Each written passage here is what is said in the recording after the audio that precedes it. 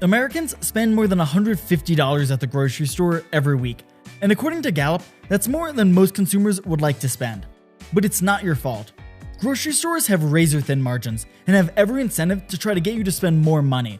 30 million people go to the grocery store across the US every day, and if supermarkets could get them to spend just $10 more, that would mean an additional $5 million in profit every day.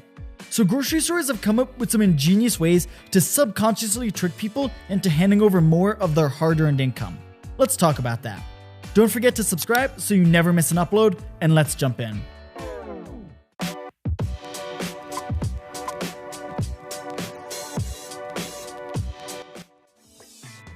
In a grocery store, placement is king. The best products, or moreover, the products with the highest margins, are the products that you're most likely to run into. This is fairly common in the entire store. Do you know where the items with the highest margins are? They're the ones located near the cash registers, like the candy, gum, and soda that line the aisles. Most items in a grocery store have a profit margin from 1 to 3%, but the margins of items near the cash registers can top 40%. Retailers are doing two things here.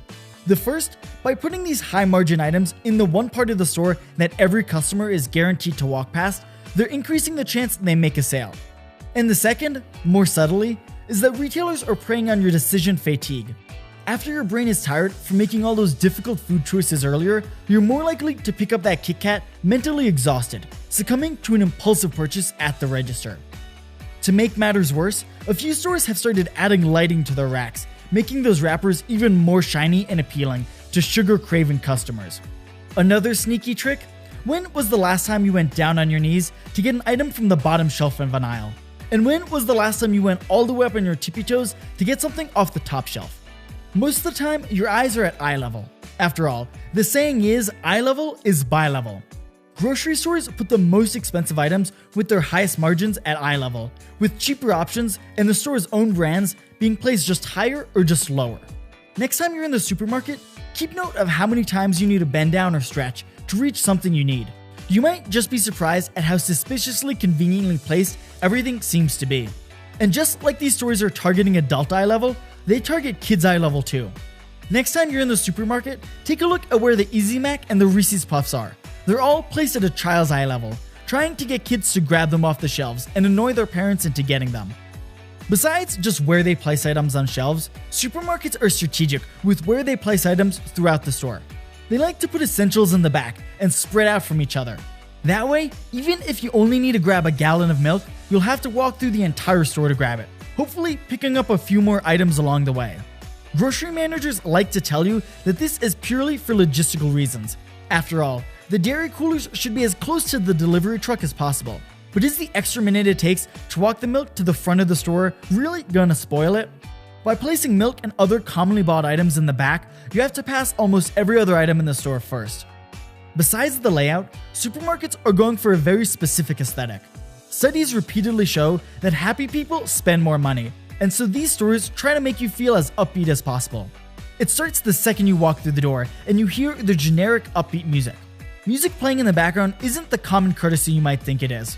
Research shows music influences shopping behavior, and stores that play music often see increased sales. Big chains like Walmart and Kroger even employ specific people whose whole job is to curate playlists for different times of year that they think will subconsciously improve your mood and get you to spend more.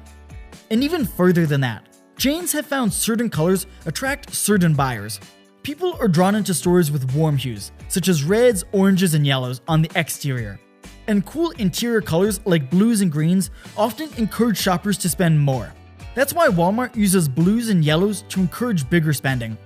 Recent studies have shown that customer return increases by 15% in stores with bluer color schemes, rather than those with orange ones. And sticking with color warfare, they often have the colorful fruits and veggies near the entrance for when you walk by.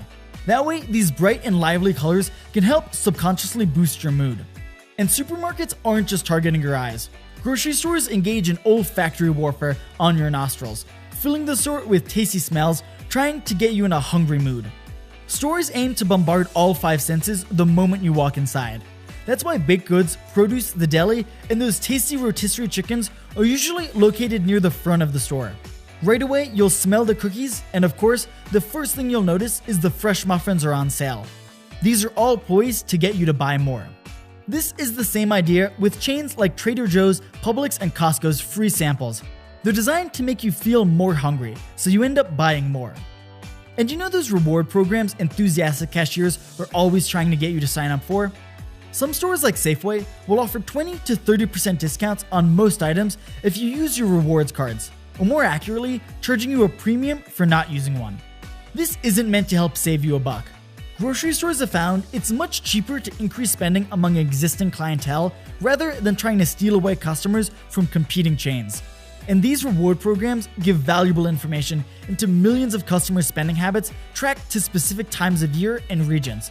With every checkout, stores receive tracking data on your purchases without doing any of the legwork to get it. How much are people in your zip code willing to spend on wine? How much have you spent on dog food this year? What time is the busiest for family shopping sprees? All of this key information is how stores sneakily determine just how far they can push their grocery prices without losing your business. And by catering their promotions and marketing efforts toward these existing customers, they rake in big bucks. And many go even further. Supermarket chains like Harris Teeter, Kroger, or Winn-Dixie offer gas reward points for every dollar spent in the store as an incentive to join the program. The more you spend on groceries, the bigger discount you get on every gallon of gas, further incentivizing you to spend by making you feel like you're getting rewarded for every dollar you give away. And supermarket tactics get even sneakier. Bread and milk can look pretty lonely lying in a big shopping cart all alone. But unless you're buying a week's worth of groceries, you should just stick to a basket, or even better, use your hands. Shopping carts have almost tripled in size since the 1970s, and this wasn't by accident. These stores have found that the larger they make their carts, the more people will impulsively buy, trying to mentally fill their carts. Store size matters too. In crowded places, people spend less time shopping, making fewer purchases, and feel less comfortable. So grocery stores have been combating this by getting bigger and bigger every decade, trying to make you feel more comfortable so you'll stay shopping for longer. Finally, stores engage in strategic pricing. Similar to electronics retailers, grocery stores resort to comparative pricing to make consumers think they're getting a better deal than they actually are. By putting the average price item next to a more expensive organic item, shoppers will feel better, thinking they're saving money by choosing the cheaper item.